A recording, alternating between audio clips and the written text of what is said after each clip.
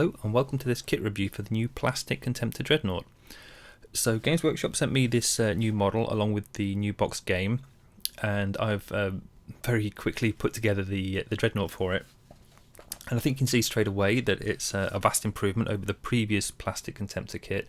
That one had a very kind of limited pose, so it would just be kind of like straight on with the legs just sticking straight down, whereas with how I built this, he's kind of like in a lunging forward pose with his claw reaching forwards. So it's actually really comparable to the resin dreadnoughts that are still available at the moment.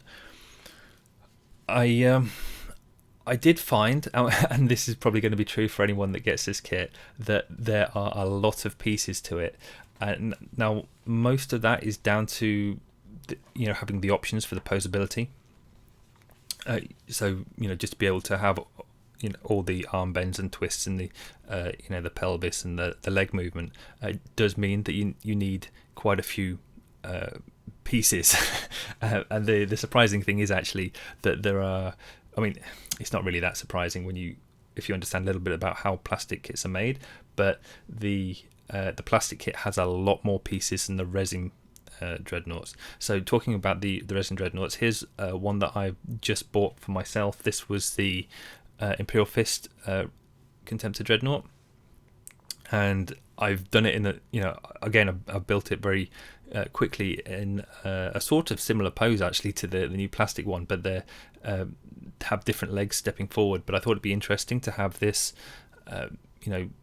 visible next to the plastic one. Later on you'll see them both going around together as well, so you can have a good proper comparison. I've noticed as this is rotating though, both of these dreadnoughts are stuck together with blue tack, and you might see the odd bit where it doesn't look perfect, but so in this case his exhaust pack at the back is about to fall off.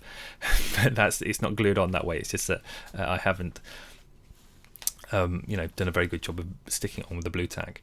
But the reason for that is so that when I come to paint them, I can pull the parts off and get the brush into all the tricky places. One big benefit for the new plastic Contemptor is you don't have to work with the resin. Now, I know a lot of people get really put off by buying anything Forge World. I personally love Forge World because it does give you the option. So if you can see here between the two kits, there's a lot of really deep, crisp detail on the front of the, I think it's the sarcophagus part of the Dreadnought for the Forge World one. But also, I really like actually that the new plastic one has no kind of detail at all. In terms of iconography or anything like that, so it's basically a blank canvas, and you can paint or put decals on however you want, and really make it fit whichever legion that you're following. And you don't have to deal with any of the kind of like the resin issues that people have. And so for this particular model I didn't have too many issues, but the assault cannon weapons are a little bit tricky just to line the barrels up, and the little bits here and there, like they're a bit warped, so you had to heat them up and straighten them out, things like that. So there's all sorts of little issues that make the resin models a little bit harder to work with sometimes. And obviously with the plastic kit you don't have to worry about that quite as much. Now you can see here as he's spinning around, it is like you can see various bits where I've been cleaning it up very quickly, and they still need sanding down slightly. But when this is, when I've cleaned it up properly and put a coat of primer over it, it will look pretty much flawless. And in terms of comparing it to the resin dreadnought, all the arm panels and things are much cleaner and smoother, which again will make it just a little bit nicer for painting. There are a couple of things that I don't like quite as much on the plastic dreadnought as I do on the resin one. One of the things is for the weapon options, and this is true for all plastic, so you can't really single out the plastic dreadnought, but when weapons, they come in two halves, so you have to glue them together, so then you get a little line going all the way around. And so you have to fill it and sand it down. and same is true for like the head on the plastic dreadnought. It comes in two halves, so you have to glue it together, and then it'll get a little bead down the middle of the head, so that'll again have to be sanded down. I have started doing that on various parts of the model, but it still needs a bit more work just to get it up to the standard that I would prefer. In terms of other things, so the kit does come with quite a few weapon options, whereas if you buy the resin version, you will find that it doesn't actually have any weapons. I think Forge World have taken all the weapons away at the moment, so I'm not too sure what the situation is going to be for finding those, but I'm sure Games Workshop have something planned. But even if they don't, so the plastic Dreadnought does come with quite a large variety of weapons. So just to go through them, it has the Gravis autocannon, Gravis melter cannon, Gravis bolt cannon, and it also has the power claw, which you have the option of building it with either like the little stubby fingers or the sharp stabby fingers. And also within the close combat weapon, you can have like a combi bolter, heavy flamer, plasma blaster, melter gun, or graviton gun. The kit also gives you the option of putting on a missile pod on top of the dreadnought. I haven't used that for mine, so clearly you can see on mine I've used the stabby claws, melter gun, and the gravitas melter gun, or melter cannon, sorry, for the main weapon, and then it's got a melter gun in the claws. So he's more of like a close range sort of combat beast that I've built. In terms of doubling up weapons, so you can see the resin dreadnought that I've got here. I've put 2 assault cannons on. You don't get that option in the plastic kit. I don't know if there are any other plans for future weapons. As I said, I'm sure there's going to be something, so just so that you can use your resin dreadnoughts and get some weapons for them.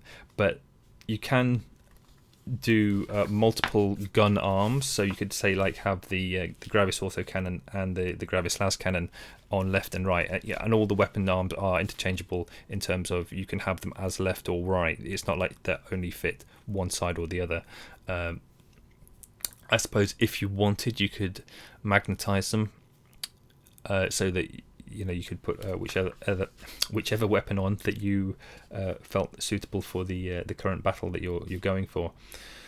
I personally cannot be bothered with magnets for swapping out weapons.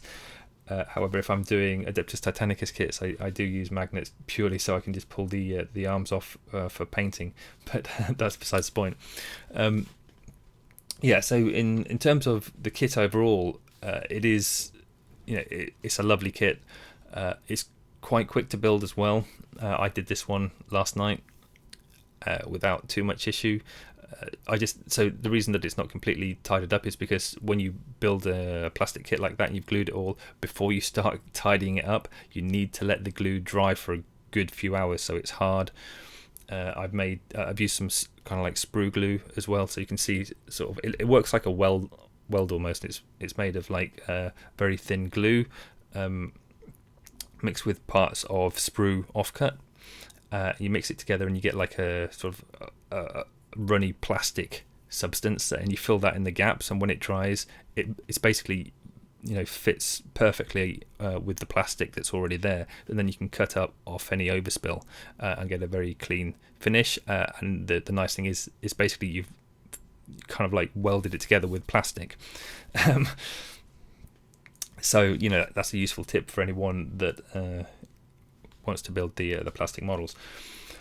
That's about it really. There's one more thing, and this was a slight negative for me. So with the heads on the resin dreadnought, and you can see the Imperial Fist one here going round right at the back, so you can't see his head at the moment. But with the resin ones, the helmets or heads, you could paint them separately and then slot them into the little hole, where the head fits. And it's just it's a really nice size, very easy to move the head in and out. The problem with the plastic one is, and I only discovered this after I'd already built the chest area all around it, was that you can't actually do that. The plastic head is too big to fit into the gap. So you can see here when they both spin round, so you can see them head on. It doesn't, I mean, it's kind of weird because it looks like the gap would be about the same because the hole looks the same, but the head on the plastic one, it sits much higher, and also it has a big bump underneath where it fits into a little hole, so that you know, kind of like how Space Marine heads are, so you can, you know, give them all sorts of directions, so they look in different directions. Whereas the resin kits, those have a flat bottom section with just a very tiny little extra circle stuck on the bottom, so they're basically much smaller.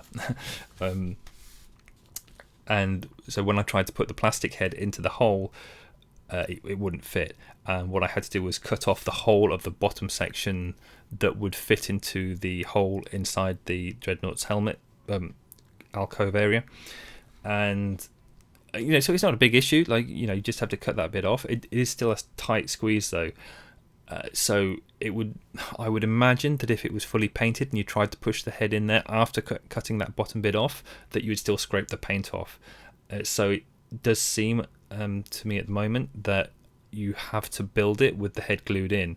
So I've actually glued the head in now. I don't think it's too much of an issue. Like I could get the my paintbrush in around the areas, and the most important part is being able to reach the eyes anyway. And as long as you don't do something stupid like having the face, you know, pointing in a really kind of extreme left or right direction, you should be all right. But yeah, that's pretty much it. That's the kit.